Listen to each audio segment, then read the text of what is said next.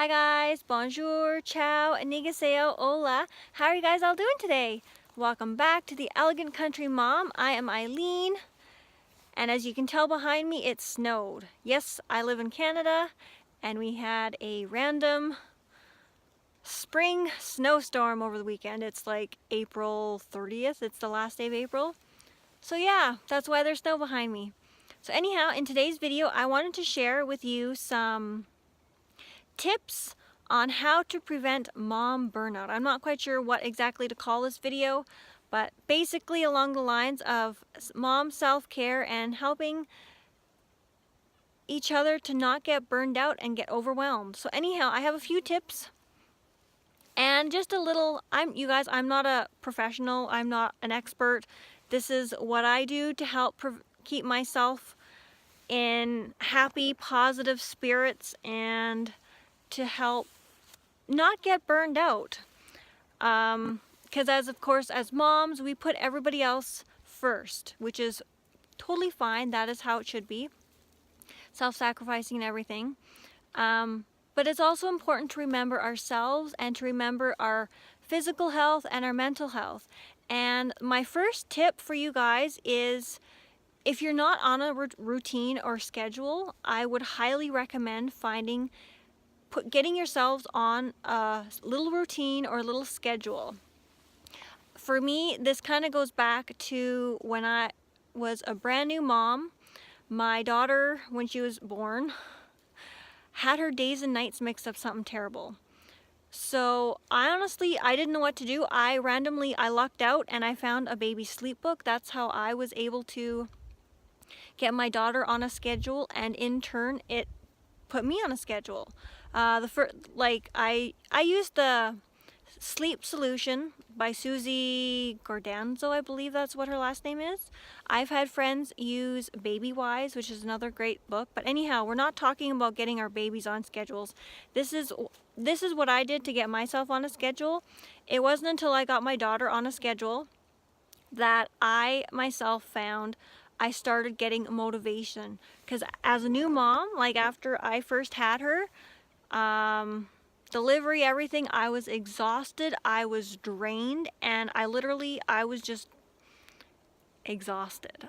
And it wasn't like, I've said this like several times, but it wasn't until I started her on a feeding schedule where I was like, okay, for example, I was like, okay, we're gonna first feeding will be at like 7 a.m. and then once every 3 hours. And that, knowing I had to feed her at 7 made it where I was like, okay, I gotta get up, eat breakfast. If there's time, brush my teeth, brush my hair, do whatever. And that's just usually how I went about my day. But now that my daughters, I have two, I have a 3-year-old and a 2-year-old, but now that they're older, I still have them. Of course, I don't have to nurse them or anything. But my schedule basically consists of like getting up, getting breakfast ready. I'm just gonna move a little bit. It sounds like there's gonna be some snow falling. So anyhow, yeah, my tip number 1 would be to get yourself on a schedule or some kind of routine. For me, I've just found that to be extremely helpful. Doesn't matter what it is, yes, I tend to live by my day planner. And number 2 would be to set aside some time for yourself. Again, this kind of ties into the whole routine and schedule. My oldest daughter does not nap anymore, but my youngest one still does. But I find I have 2 quiet times throughout the day. In the morning, my youngest one has about a 30 to 45 minute quiet time where both my girls get to play in separate parts of the house. Like, they're still nearby, but they play separately for a certain amount of time. And I find for me that just really helps, because that is the time when I get ready, put my makeup on, all that sort of stuff. And then in the afternoon, when my youngest daughter takes her actual nap, my oldest daughter plays quietly, and then I can have some time to whether read my Bible, read a book, whatever. So that would be tip number 2, is to set aside some time in the day for yourself. I call it mommy quiet time. And then my tip number 3 is to get moving. As a mom, it is so easy to get ourselves stuck into a routine where we do the same thing over and over again, which is fine. It's nice because it makes, I guess, makes life easy in that you know what you have to do. You got, like, say this is laundry day, whatever. But I find challenging yourself to get moving. It could be as simple as going for a walk, getting on the treadmill if you have one, lifting some weights, doing a workout, or if you're not able to, I guess, get moving by yourself, take the kids on a walk. Go to the park. Take your kids to the park. My girls love going to the park. It could be like, what was the other one I wrote down? Yeah, basically some activity that gets you and the kids moving. And I just find like that helps the kids to wear off extra energy, and then you as a mom, it just helps you to get in like it's more of like a active frame of mind. I don't know if that makes any sense or not. And then number 4 is to challenge yourself to do something that is not part of your regular daily routine. For me, this would be like, say, go grocery shopping. I don't know if you guys go grocery shopping once a week, once every other week, or whatever. My husband usually tends to go grocery shopping and bring food home, like on a regular basis. Like if I need something during the week or whatever, he'll usually do a grocery run. But for me, I try to plan to get out of the house and get groceries at least like once every other week or something. So that could be something that's not part of your regular routine, or it could be something like taking your kids to the mall so you could just walk around and window shop. Doesn't matter what it is. And then I believe we're on number 5. This one is basically something that I struggle with, and it is don't stress. Don't put too much pressure on yourself. Embrace the imperfections. As a mom, it's funny, like, it's weird in today's day and age, everybody expects, like, you to be perfect. Have perfect hair, have a perfect house. If your kid's having a birthday party, plan a perfect birthday party with, like, cake and little gifts that each kid can take home. And in reality-wise, like, all of these, like, weird expectations, like, can be extremely stressful. Because it's like all these different little things that you have to do. It's almost like keeping up with the Joneses almost, except mom version. I'm not sure if any of this makes sense, but it's like once you become a mom, there's like all this other pressure. Like if you're nursing, like when you're a brand new mom, like there's the whole nursing versus formula. There's the whole cloth diapers versus like just disposable diapers. And I don't know, like I feel like we just need to take all this pressure off of ourselves. As long as we love our babies, do the best that we possibly can, try not to stress over over other things. Yeah. Embrace the imperfections. Motherhood is beautiful, but yes, it can be easy. It's easy to get stressed out. So try not to let yourself get stressed out. Number 5. Number 5, make yourself presentable. On days when I find I'm more productive are the days when I actually take time to do something special with my hair, do my makeup, put some lipstick on. Like, it doesn't matter what it is. It could be as simple as, like, if you're a new mom, it could be just taking a shower, making yourself feel alive and feel human again. Like, it doesn't have to be anything major. For me, I just find this little step something that was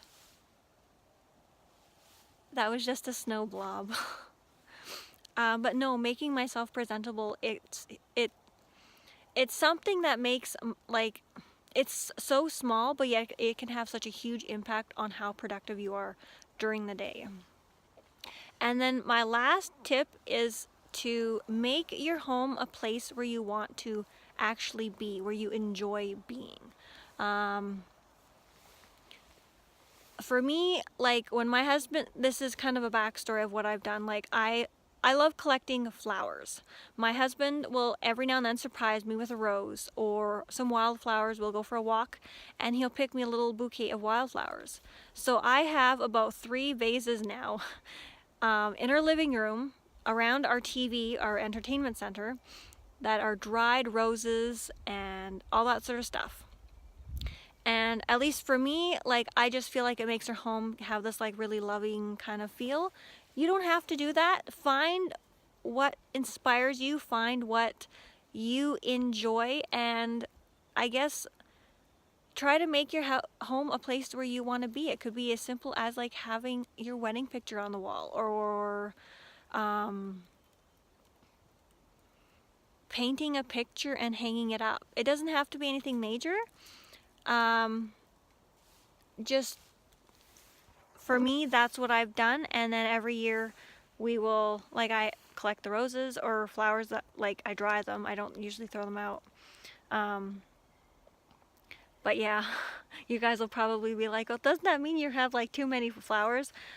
For the most part, I keep them. Like, there's the occasional bouquet of flowers that somehow they don't, it's just the way they wilt or dry that they don't turn out. So then of course, but for the most part, I keep the majority of them. But anyhow, make your home a home where you love and like enjoy to be there. A little backstory, my husband and I, we lived in one town. It was basically, we lived in this one place and I was pregnant with our first daughter and we hated living there. Literally, like every single weekend we would drive to town, because we lived in a smaller town. So we would drive to the regular town that we used to live in, like where our family was and where we were just used to spending all of our time. And a few months later, when our daughter was like, she was like 3.5 months, where we moved to the place where we are now. And yeah, that previous place that we used to live just didn't feel like home. But yeah, so those are my tips. And this is just what I do. Like, we are all individuals. We have all been uniquely and beautifully made. And each of us as moms and as women or parents or whoever you might be, we might need something different to make it so that we don't burn out. These are just my tips. If they are helpful, awesome. If you guys like this video, like, subscribe, leave a comment down below, and if you have any video ideas, let me know. And again, this video is just to help encourage and inspire all of us to be the best person that we can possibly be, and to just help, I guess, relieve the stress off of our shoulders. So you guys have an awesome day, and don't forget, follow your gut, be you, and smile. You're beautiful. And just have an awesome, wonderful day. I'll talk to you guys later. Bye. Hi guys, sorry the lighting's bad. I totally forgot to share one more thing with you guys on how to prevent mom burnout. And the other one, the last bonus tip that I have to share with you guys is to find something that inspires you. Challenge yourself each day to do one thing that you enjoy or inspires you. For me, I love making these YouTube videos. Another thing for me, it could be baking. I love baking. Feel free to follow me on Instagram, ElegantCountryMom, and you can see my posts on many different things that inspire me. So anyhow, that is the last, I guess, bonus tip for today, and thank you guys so much for watching. So yes, challenge yourself to do at least once a day. Find something that inspires you, and yeah, so that's what it is.